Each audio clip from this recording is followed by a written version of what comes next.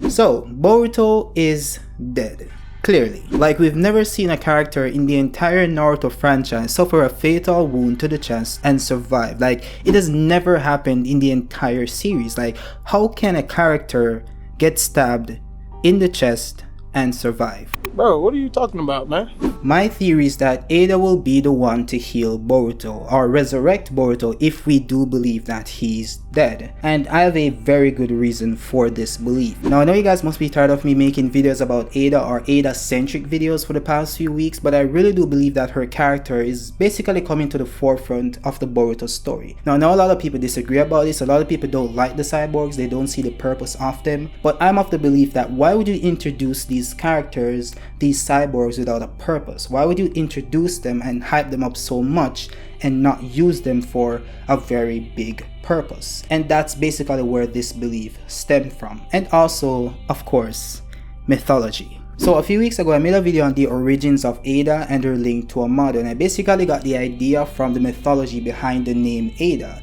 Well, not specifically the name behind Eida, but where the name Eida originated from. Now, basically what I found out is that the name Eida originated from the name Iduna, and Iduna is a god from Norse mythology. This is where it gets interesting. So Iduna is known as the god of rejuvenation, and I'm sure you guys know where I'm going with this. Now, rejuvenation in the sense that she provides the gods of Norse mythology eternal youth and also provides them with immortality. Now, Iduna is always described as a goddess that has a basket filled with apples, and a lot of people attribute the powers that she provides the gods with, like the healing and the eternal youth and the immortality, to the apples she has in the basket, while others attribute the power to Eida herself, or Idun herself, to the point where when Idun was abducted, the gods started to age rapidly, and some of them got to the point where they were about to die, and bringing her back to the proximity of the gods restored their eternal youth. So based on the abilities that Idun displayed in Norse mythology, and we know that the name Eida comes from the name Idun, and Idun is the Idun from Norse mythology that has the powers of rejuvenation. I think if the character herself is named after the inspiration by Idun, the character in Norse mythology, then it's also likely that Eida also possesses some of the abilities Idun herself possessed, which is why I think Eida will be the one to revive Boruto, or basically rejuvenate his body, or heal him, for lack of a better word. I don't know. Use anything you want to use.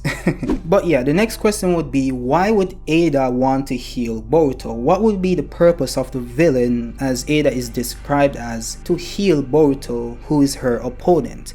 Now, it was explained in the manga that she wants Code to use Boruto as a sacrifice to the god tree so that he can gain the chakra fruit. She doesn't want Code to use Kawaki because she wants to fall in love with Kawaki, which is why she offered up Boruto in the first place. So obviously, if Boruto were to die, in a sense where he's no longer in the living plane, Code cannot use Boruto to revive the god tree. Now, I know a lot of people have theorized that they could use a dead Otsutsuki, as in Code could use Boruto's dead body to feed it to the Ten-Tails to create the chakra fruit, but I don't think that's the case, since Amado implied that the Otsutsuki has to be alive for that to work. It has to be an intact, a fully intact, alive Otsutsuki, as he stated in the manga. So I don't know about that one. You can theorize it, but at this point it's headcanon, so I'm not going to use that here. So if you go off the lore itself and what Amado stated, you have to use an alive Otsutsuki to basically feed him to the god tree to create the chakra fruit. So my idea is that Eida knows that Code requires an alive version of an Otsutsuki to basically get the chakra fruit. So what she'll do is use her rejuvenation ability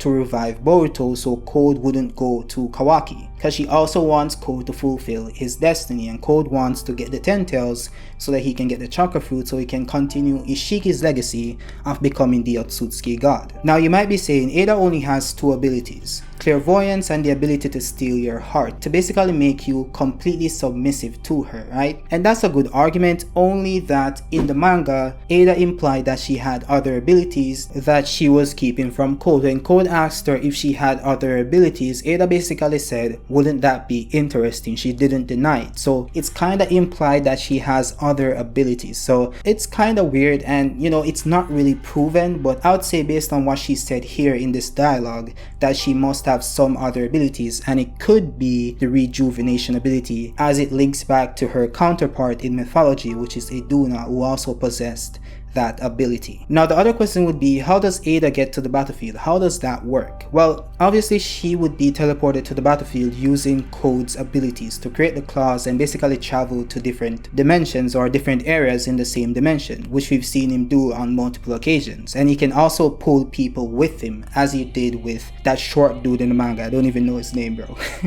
That short dude that was in love with Eida, whatever, I don't know. Yeah, so let's put it into like a story format. What will happen is that Boruto will seemingly die, right? Seemingly, he's still alive, and Eida is aware of this because she has clairvoyance. We can technically say that she can see more closely to Boruto than anybody else, because she says that her consciousness is literally teleported to the event itself. She's physically there. Well, not physically, it's like astral projection in a sense, you know, but you get what I'm saying. So she can basically like teleport her spiritual essence or whatever to that area and see that Boruto is alive, if he's still alive, right?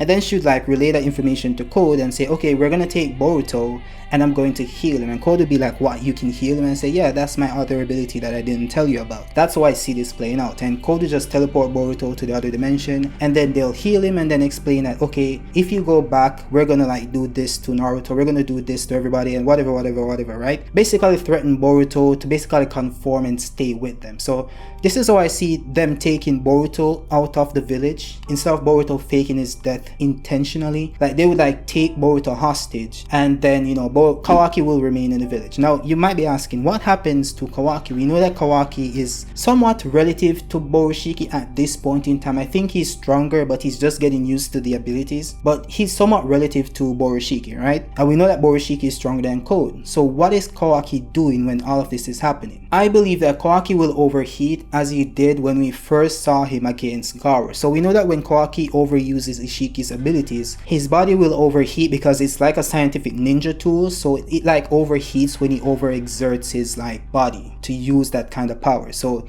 he will overheat and he'll basically go unconscious, so he wouldn't be able to stop them from doing what they're doing. And if you believe that they are above Naruto, Naruto wouldn't be able to do anything as well. Now we also have to remember that Code did put one of the claws on Boruto's chest, and Boruto isn't able to absorb that claw, so the claw should still be on Boruto's chest. So Code can literally like manifest himself through Boruto's chest right now on the battlefield and teleport him to another dimension, or even teleport Eida out of Boruto's chest and have her heal him on spot. But it would be more logical if they teleported him away to Boru's hideout or Boru's castle, where we think Eida is at currently, to heal him there. Now this could be an interesting like story arc where you get the characters like thinking Boruto died because the last time they saw him he had a hole in his chest. So then you could get the effect of everyone thinking Boruto is dead because the last time they saw him he was supposedly dead. So they would believe this and even have a funeral for Boruto while Boruto is at Boru's hideout in the ice castle or whatever where that's located,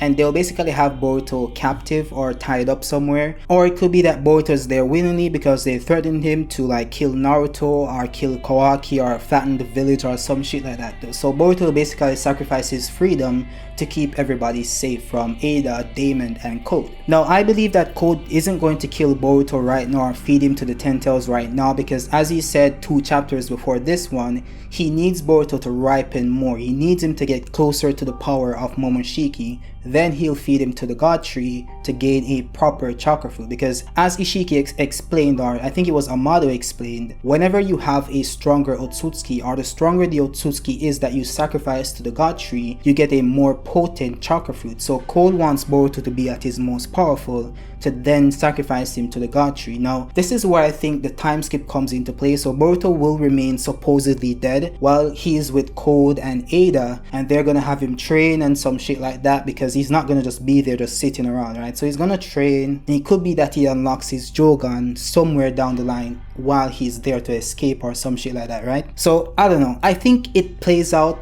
in some way similar to that, but that's just a theory. That's just my prediction for chapter 67. I could be wrong, but I also could be right. You never know, so stay tuned for that one, I guess. But yeah, I could go on, I really could go on, because I had something else I wanted to add to the video about Eida and her link to mythology, and the power she has to seduce people is also something from Norse mythology. I think Freya possessed this ability through a necklace where she's able to seduce her opponents or seduce anyone in her vicinity with just the will of the necklace itself. It had that ability, and that necklace was created by one of the sons of Ivaldi, and I have a video on my channel linking the sons of Ivaldi to Eida. So there are multiple links to this mythology, and I think I should just do another video on it. Like when you have more information on Eida and she's more fleshed out, I'll just do a proper video, then link everything together in one good video, you know. So I'm gonna leave that out of this video for now. But yeah, let me know your thoughts on this video, what do you think about the theory itself, and where do you think Boruto will go from here? Like, how do you think chapter 67 plays out, and do you think we're getting the time skip soon? Like, do you think we're getting the time skip in like 2 chapters or 3 chapters? What are your thoughts? I need to hear them because I'm really excited to see what happens going forward. So let me know your thoughts in the comment section, drop a like, share the video, and also subscribe if you're new, and I'll see you guys next time. Peace out. Rikum will not be ignored! Sir, I am trying to talk to my friends. Hey, Vegeta, we're friends now, right? Fuck off.